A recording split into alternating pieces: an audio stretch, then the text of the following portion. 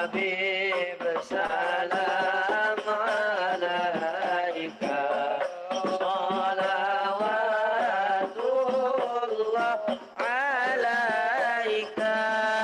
Saya izin bertanya, Habib Wais. Jadi yang pertama soal inovasi tadi panjenengan sebutkan di awal-awal, di menit-menit awal. Pertanyaan saya, batas inovasi dalam agama ini yang diperbolehkan atau yang justru kemudian menjadi urgent, itu sampai bagaimana? Misalnya kemudian dalam fikih kita mungkin mempelajari bahwa konteks itu termasuk hitung-hitungan saat akan menurunkan sebuah hukum. Bagaimana dengan akidah misalnya dalam konteks akidah? Ini yang pertama. Kemudian yang kedua, ada satu polemik sebenarnya yang sering dilontarkan kepada orang-orang di luar mazhab Asy'ariyah yang kemudian mungkin cukup membuat kami yang dari awam itu bingung. Jadi pernyataannya seperti ini, Web. Yang awam saja mungkin belum tentu paham apa yang dimaksud soal beberapa persoalan dalam akidatul awam misalnya. Nah, ini terus kemudian menjadi semacam hal yang mungkin mengkhawatirkan bagi generasi muda kami. Sebab mungkin belajar, akhirnya implikasinya belajar akidatul awam saja mungkin kita itu kesulitan begitu. Nah, makanya terus kemudian kita dianggap tidak mengerti Asy'ariyah, padahal mengaku sebagai penganut Asy'ari. Begitu. Ini yang kedua. Kemudian yang ketiga, mohon maaf saya borong ini. Ini pengen ngaji apa jam berapa ini? Mumpung itu ini, pertama aja udah setengah jam itu yang pertama itu. Bismillah. Terakhir saja, Bib, ini apa batas definisi ahlul kiblah, Bib. Memperlakukan yang tidak bermadhab Asy'ari atau yang di luar madhab Asy'ari ini sampai bagaimana soal ahlul kiblah? Baik. Pangapunten. Ya Allah, ini kalau yang nanya dokter ini memang belum, Bib. Amin amin, moga-moga segera jadi kenyataan. Kita ini bener loh, saya ini anak bawang, remahan rengginang gosong, dan saya bukan mujamalah, bukan basa-basi ya, bukan, nggak, saya memang nggak tahu apa-apa, nggak bisa apa-apa. Cuma ya wis lah, pokoknya keberkahan aja lah yang saya harapkan. Jadi yang pertama apa nih? Inovasi. Baik. Masalah inovasi ini kan sebenarnya yang dijadikan dalil tetangga sebelah itu kulu bid'atin dolalah. Nah, kita membawa masalahnya ini ke dalam lafaz kulunya saja. Karena ternyata lafaz kulu di dalam Al-Quran, dalam hadis, dalam ma'ajim lughawiyah itu bukan maknanya sekedar seluruh, tapi sebagian. Contoh nih Gus Rodin ya. Lafaz kulu di dalam Al-Quran. Amma safinatu fakanat limasakina ya'maluna fil bahri.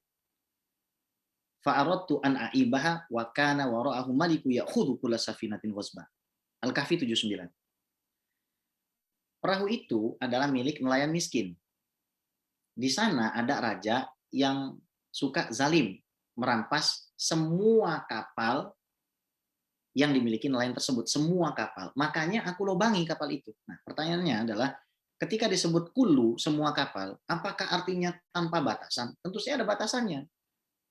Maksudnya apa? Semua kapal yang bagus. Ya kan? Itu salah satunya gitu kan. Kemudian di dalam hadis, inna hadhil habbata sauda shifaa'un min kulli da'. Sesungguhnya jintan hitam ini adalah obat bagi seluruh penyakit. Kulit da, seluruh penyakit. Ya, coba sekarang misalkan COVID diminumin habatus sauda. Kalau gitu kita tutup saja semua rumah sakit pakai habatus sauda. Jadi poinnya di sini adalah kulu ini tidak mesti bermakna seluruh, tapi juga sebagian. Dalam bahasa Arab seperti itu. Imam Nawawi itu mensyarah hadis ini dan mengatakan wal muradu ghalibul bid'ah. Yang dimaksud itu adalah mayoritas inovasi. Ya. Kemudian kita ini panjang sebenarnya Gus Rodin ya. Kemudian biasanya kalau akhirnya mereka sepakat kullu bid'atin dolalah, mereka mempermasalahkan wa kullu dolalatin finnar.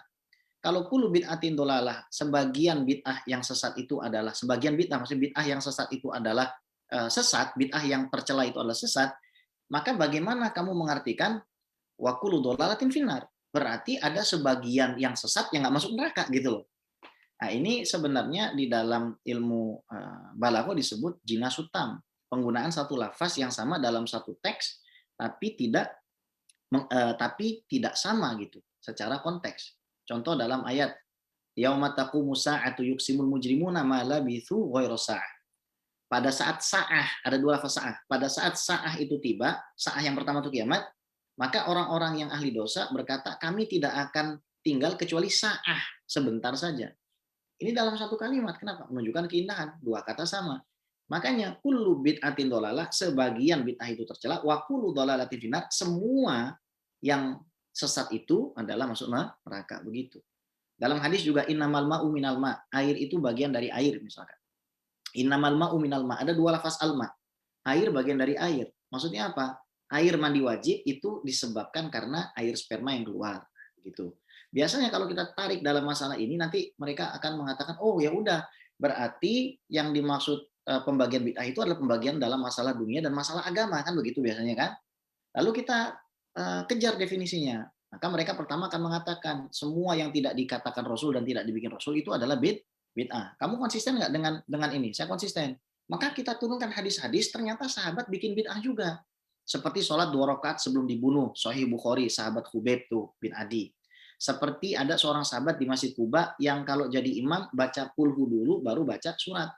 Sampai akhirnya diprotes sama sahabat, dan ketika Rasul punya waktu ziarah ke Masjid Kuba itu setiap hari Sabtu ya. Hadis sahih riwayat Imam Muslim. Dan apa namanya, ini hadis Tirmizi, Nabi tanya gitu, lima fa'ata tadika, li'anni uhibbul ikhlas, karena saya cinta kul huwallah. Maka kata Rasul, apa hubbuka iya adkhalakal jannah, cintamu kepada al-ikhlas masuk kamu ke dalam surga. Atau ketika setelah ruku i'tidal, ada sahabat mengatakan Rabbana lakal hamdu hamdan katsiran thayyiban mubarakan fi, ya kan? Kemudian malah dipuji sama Rasulullah. Siapa yang baca tadi? Biasanya kan Rabbana walakal hamd saja. Dia nambahi itu Busrodin. Dia nambahi. Lalu kata Rasul begini, ra'aitu thalathina malakan yabtadiruna ayyuhum yaktubuha awal. Saya melihat ada 30 malaikat rebutan nyatet pahalanya. Jadi kan dipuji. Nah, biasa setelah kita turunkan hadis ini mereka akan pindah. Oh, wajar, itu sahabat. Nah, itu pindah lagi kan? Jadi inkonsisten di dalam definisi itu. Pindah gitu. Lalu kita turunkanlah hadis-hadis yang berkaitan dengan apa? Berkaitan dengan apa yang dibikin para sahabat nggak semua diterima. Ada sahabat namanya Abu Israil. Nabi lagi khotib Jumat ya, kalau nggak salah lagi khotib, hadis Sahih Bukhari ini, dia berdiri gitu, bukan duduk. Maka ditanya, itu siapa namanya? Abu Israil, bernazar tidak akan duduk, akan berdiri, layas stabil, tidak akan berteduh, layatakalam, nggak akan ngomong, wayasum, ya, dia akan berpuasa. Suruh dia duduk dan suruh dia menyempurnakan puasanya. Artinya nazar dia untuk berdiri itu ditolak sama Rasul. Ada sahabat yang pengen sholat tapi nggak tidur. Ada sahabat yang pengen puasa tapi nggak buka. Ada sahabat yang nggak pengen nikah. Ditolak sama Rasul. Jadi apa yang dilakukan sahabat itu ternyata ada yang diterima, ada yang ditolak. Ada yang ditolak, ada yang ditakrir sama Rasul. Nah, akhirnya mereka pindah lagi. Oh, wajar mereka hidup di zaman Rasul. Akhirnya kita cari hadis-hadis yang berkaitan tentang inovasi sahabat setelah Rasul meninggal. Contoh yang paling jelas adalah azan 4 kali zaman Sayyidina Utsman.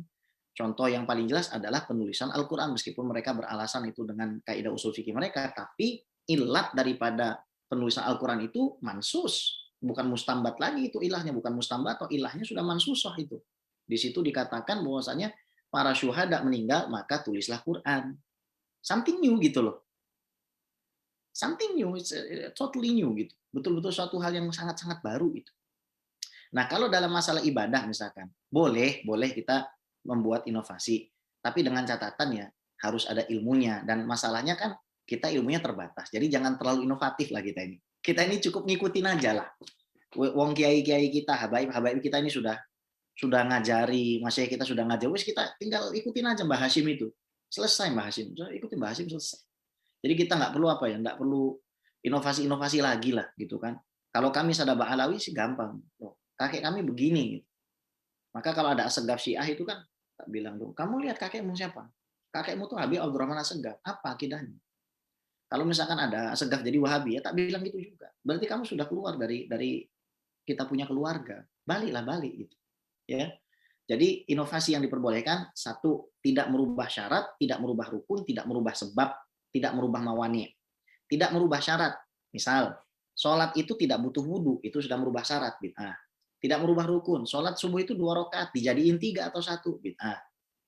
Kemudian tidak merubah sebab, sebabnya kita sholat subuh itu adalah terbitnya fajar sodik, dia merubah, jadi terbitnya fajar kazib, kita sholat subuh itu bid'ah. Kemudian mawani, penghalangnya kita sholat itu misalkan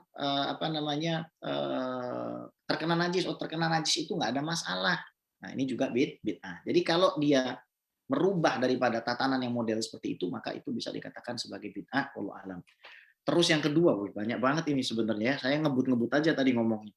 Terus awam nggak paham masalah apa? Masalah akidah. Gini, Al-Amidi itu menghikayatkan ijma bahwasanya orang yang bertaklid dalam masalah akidah dia tidak kafir. Itu kata Al-Amidi. Meskipun ada pendapat yang lain, tapi saya kira ya kita berpegangan kepada hal ini aja.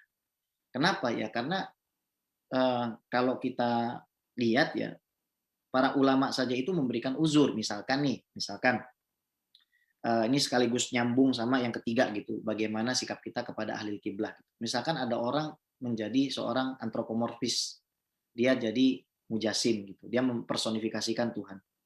Kita udah kasih dalilnya tuh. Dia masih modelnya begitu. Kita nggak boleh justifikasi dia ahli neraka. Tapi yang harus kita lakukan adalah kita terus berusaha mengedukasi. Dan kita ini kadang-kadang mohon maaf ya. Kita terlalu sibuk debat, tapi kita nggak pernah kasih dia pekerjaan, kita nggak pernah kasih dia makan. Dia begitu mungkin gara-gara cari eksistensi, Gus Odin. Yang seperti itu biasanya, ayo kita rangkul, kita ajak gitu loh. Kita peluk dia.